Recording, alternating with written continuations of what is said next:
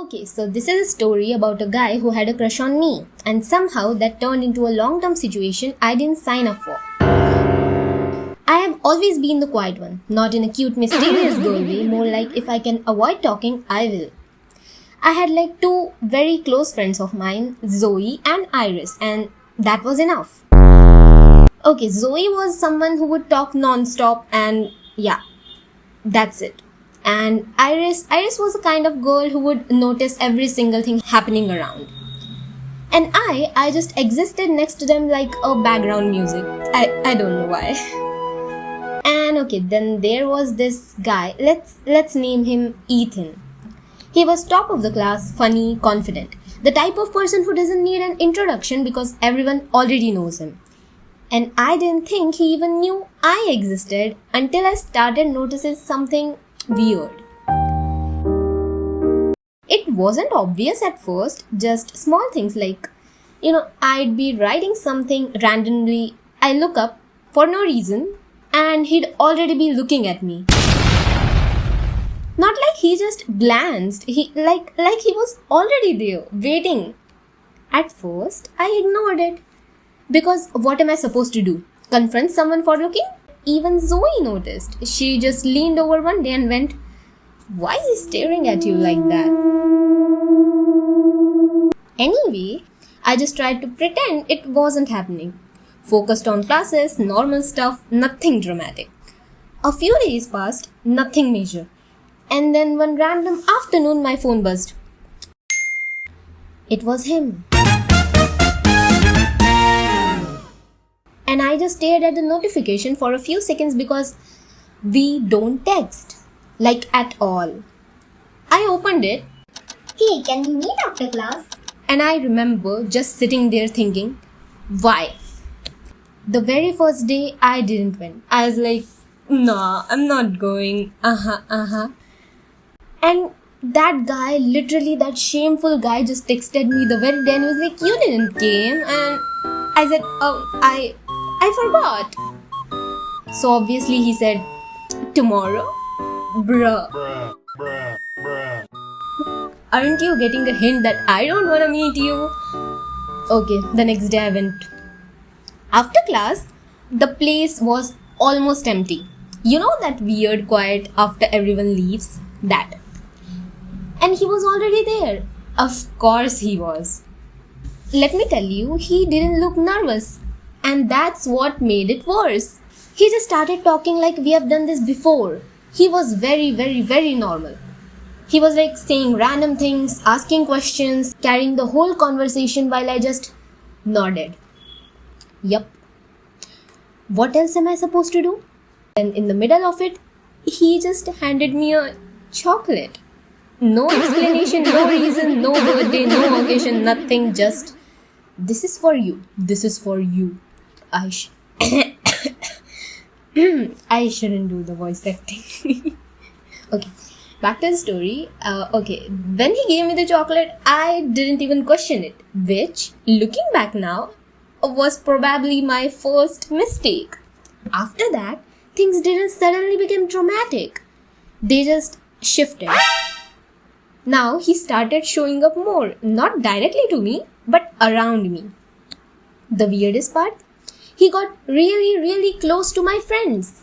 Yeah, like suddenly he's laughing with Zoe, having full conversation with Iris, joking around like he's always been there, and I'm just sitting there thinking, when did this even happen? And then he started doing this thing which he'd step in for me, even when I didn't ask. Like one time, a guy just came and he's like, hey, can you move a little bit? And before I could even react, he goes, relax, man. And I'm just standing there like, I was literally about to move. Can you just shut the fuck up and do your own stuff? Ooh, okay. It wasn't sweet, okay? It was just off.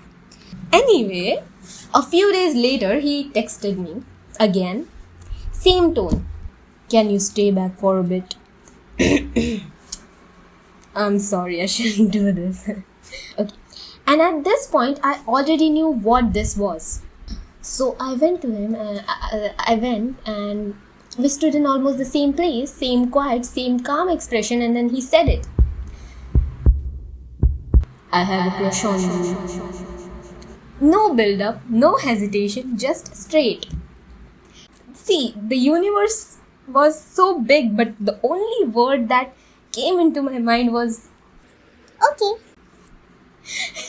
and the moment I said it, I knew that was the worst possible answer. Because it's not even a yes and not a no, and it's just confusing. He didn't react much, just nodded. Like he accepted something and walked away. And that should have been it. But later that night, I kept thinking about it like, why did I say that? What does that even mean? So I texted him. And I was like, listen. I didn't mean it that way. Listen, I'm not interested, okay? Don't get the fake hopes. Clear, simple, and done, okay? Something changed after that, okay? That text changed something into him. Like, it was not immediate, but like something you could feel it. This was the moment where there was an entry of another person. That guy, there was a guy, obviously, yeah, there was a guy. So there was a guy whose name was Noah. It's not the real name, I just gave it whatever. So Noah was normal, like actually normal. He talked to me without making it weird, didn't stare, didn't act like I was some kind of project, okay? And naturally, I started talking to him more because he was such a Not creepy guy, okay? And yeah, obviously Ethan noticed. Of course he did. You know that feeling when someone didn't say anything but they are watching? Yeah, that. He didn't confront me, didn't ask anything, but his behavior changed again. He got quieter around me, but more intense. And then came the posts. Okay, let me tell you. That guy suddenly started posting a lot of stuff on his like account and everything, like Insta and all. He started putting stories, started putting posts and all. And it was not directly about me, but very clearly about rejection, about loyalty, and about how some people didn't understand real feelings. And this is the part where you realize boys don't always react loudly. Sometimes they just take it personally, very personally. Like you didn't just reject them, you challenged something. And instead of moving on, they sit with it, turn it into something bigger, something deeper that it ever was. And then they start acting like they've been wronged. Okay, anyway, I should stop yapping. Time passed, things felt normal again, or at least looked normal. He was still around, still with my friends, still laughing, still acting like everything was fine. Until one day, out of nowhere, he started talking to me again. Ugh, that guy. Not directly, okay, just small things. Like he would reply to my stories. He would like random comments. Like he was rebuilding something. And by the way, Noah got a little closer too. Like not in that way, but in this way. I mean, you know what I mean, right? Nothing dramatic, basically. Just normal conversations, walking together sometimes. Yeah, that's it. Okay, and that's when it happened. Ethan asked me to talk again. Different place this time, by the way. Like, a much more quieter, with less people. And I already knew. I still have a crush on you. Oh my god. Same tone, same calmness, and this time I didn't hesitate. I said, No. Clear, direct, no confusion.